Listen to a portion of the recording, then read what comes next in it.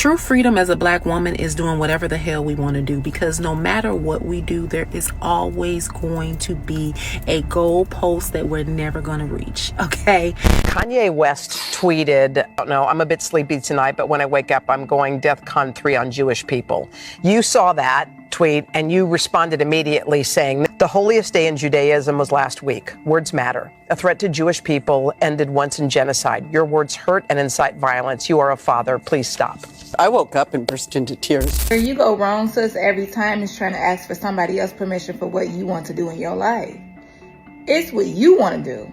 Everything else can wait. Do what you want to do. I'm an advocate for doing what I want to do. Probably the idea is to beat sense into me, but you know, when you hear about slavery for 400 years, that sounds like a choice.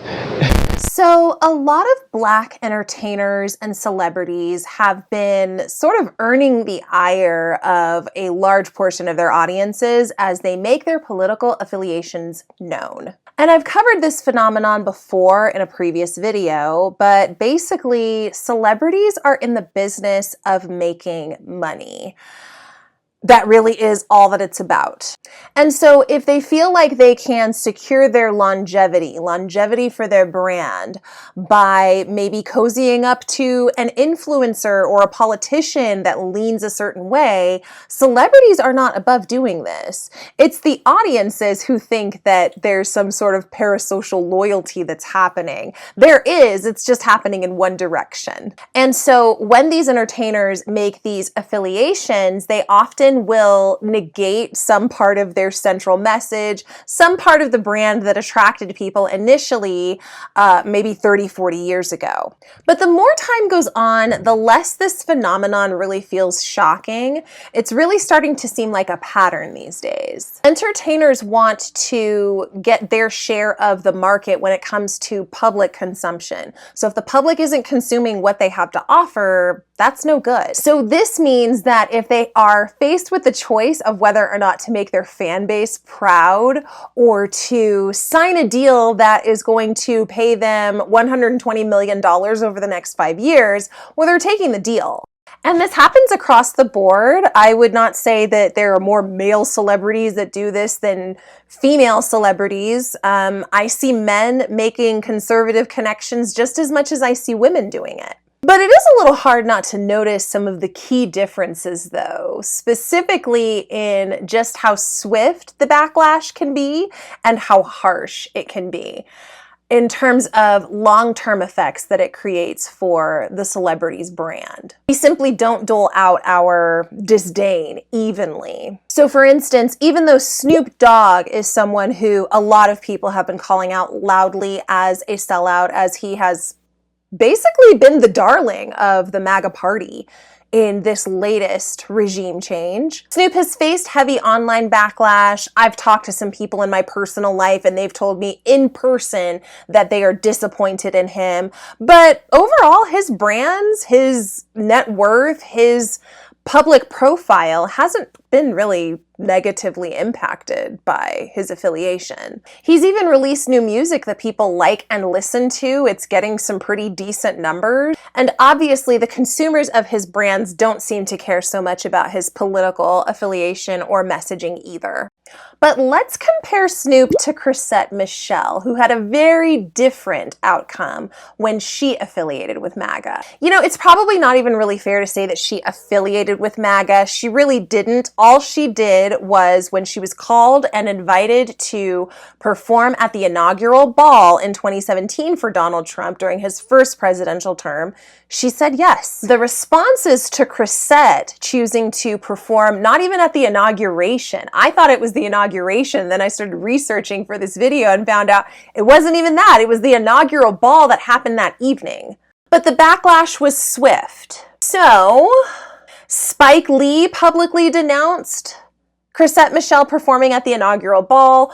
Questlove publicly denounced it as well. I think both of these men did this on Twitter. She was also dropped by her record label, and I've seen conflicting reports that say she was dropped by the label and that she was dropped by the distribution company.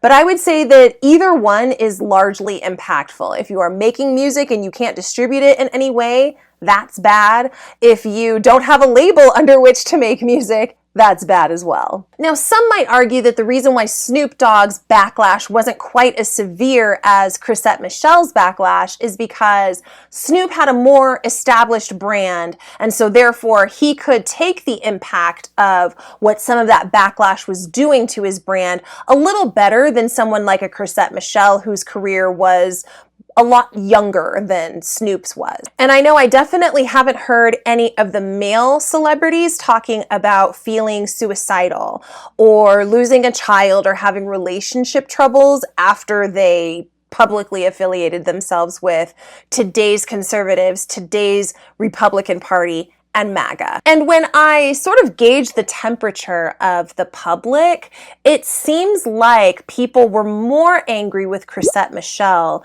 than they were with Snoop Dogg. And recent events are what bring all of this to light for me, because we recently found out that Chili of TLC, she's also donated to MAGA. Chili says that she didn't mean to donate to MAGA, it was an accident. And I know that I've accidentally donated to fascist people before in my lifetime. But the backlash to this revelation of Chili has been very swift, very loud. And what's interesting is she's getting ready to go on tour with Salt and Peppa and En Vogue, I believe. It's the It's Iconic tour. I think that's who I saw on the poster. 3 iconic girl groups from the 90s. If you grew up in the 90s, I mean, it's definitely the concert to go to if you're interested in that. But a lot of people are saying that, you know, maybe this show should be canceled. They're insisting that there needs to be some sort of repercussions for Chili. And so there's been a lot of online chatter about canceling the concert. Now, when I look on Ticketmaster, I see that tickets are still being sold for this concert, so it's not being canceled. I was really going to be surprised if they would have just completely pulled the plug on this just because of Chili having donated to MAGA. And it's not even like she donated that much money. I think it was like a total of $900, so not even $1,000 that she gave to, you know, these conservative parties, these MAGA-related affiliates that she donated to. Some people have made a suggestion about that as well, but we're not going to go there in this video. But do we feel this way in regards to someone like a Kanye West, or excuse me, Ye, or a Lil Wayne? So I brought up Ye just a bit ago. I don't know if you've seen what's been happening with him lately, but he recently sold out SoFi Arena in Los Angeles for 2 nights in a row. Lots of concert goers had great things to say about the show. From what I understand, he brought out several people, one of whom was Lauryn Hill, which I thought was fascinating that Lauryn Hill was able to get to a show on time. It's been reported that Kanye grossed about $30 million from those 2 concerts that he hosted at SoFi Arena. And I mean, that's fantastic, I guess, that he was able to pull in $30 million in one weekend in April 2026. When I think back to April 2022, things looked really different for Kanye. And so this is the part I want to point to, the fact that Kanye West was able to go on an anti-Semitic rant after having gone on an anti-Black rant through the TMZ offices, and that was just one instance where he was spouting anti-Black rhetoric. He wore a White Lives Matter t-shirt to Paris Fashion Week with another one of my good friends, Miss Candace Owens. We'll talk about her soon. And then he also was parading his wife around in this like weird humiliation ritual where she was naked in a lot of public places. This is in addition to people also calling Kanye very abusive, and I think they tried to label him as a stalker for the way that he was treating his now ex-wife Kim Kardashian in the wake of their separation and divorce. So this man did all of that, and he still was able to come back less than 5 years later and make a bunch of money in a couple of nights. When a Black woman entertainer makes a move that the community does not like, she hears that backlash swiftly, fiercely, loudly. But when a Black man moves funny, a Black male entertainer moves funny, we start doing all sorts of mental gymnastics to come up with excuses for him. We do it with Nick Cannon and his kids. We do it with Boosie and the way that he treats his sons. We've even done it with Jonathan Majors and that, like, what was that, Perseverance Award that Iyanla handed him? And this is nothing more than patriarchy playing out within the Black community. It's just rarely ever described that way. I would say that on a global scale, most people perceive Black men and Black women to be teammates. They work together on accomplishing things. That's how most ethnicities and races of people tend to move. But when you really look closely at the community, what you will notice is that the Black women who are flourishing, they are often flourishing in spite of the pitfalls that were placed in front of them because of patriarchy. These are things like SA at a young age, or being parentified when you were a young child to look after all of your siblings simply because you're the girl child or you're the oldest girl child. But Black men tend to flourish just based off of the momentum of the community alone. Black men are often given benefit of the doubt from everyone, including the women. Black women don't get this same level of benefit of the doubt. We are often perceived to be guilty of something, or you provoked something, or this must be your fault somehow. And if you don't believe me, then just look at the discourse that's happening around Megan Thee Stallion now that she and Klay Thompson have broken up. Now that she has dumped Klay Thompson. But very rarely when a Black woman is suffering or drowning in some way, whether this be like symbolically in the court of public opinion, or she's really facing some serious personal setbacks in her life, it's pretty rare that anybody will throw her a life preserver. Definitely rare for a Black man to do so. And what's really unfortunate about this is that we also have lots of women who are very male-centered in the Black community, and so that means that a Black woman is willing to read another Black woman for filth if she feels like it's the time or it's necessary. And unfortunately, we have a lot of Black women who do that. It's too bad, because we're fighting each other when we really should just be fighting this patriarchal system that we're existing and being crushed under. I think that for Black women entertainers, public figures, politicians, whatever they are, I think that, well, number one, it's very unrealistic to expect that all Black women are going to think the same and that we are going to have the same reactions, opinions, observations of a situation. But one thing that I do wish that we would get better at is, even if we disagree or, that's not really quite my cup of tea, not quite how I would have gone about that, we don't always have to make that loud. So you don't always have to voice your criticism. You don't always have to voice your skepticism. You can keep that to yourself. I think that even that is a very nice thing to do for a fellow Black woman, much nicer than joining in on the back and forth biting discourse about her that often is way more harsh, because people tend to treat Black women much more harshly than our counterparts of other races. We are also seen as being capable of taking more pain than anybody else, and that we can suffer more than anybody else, and that's not true either. I think that rather than speaking up to voice your disagreement with a Black woman's choices, I would love it if we could speak up much more about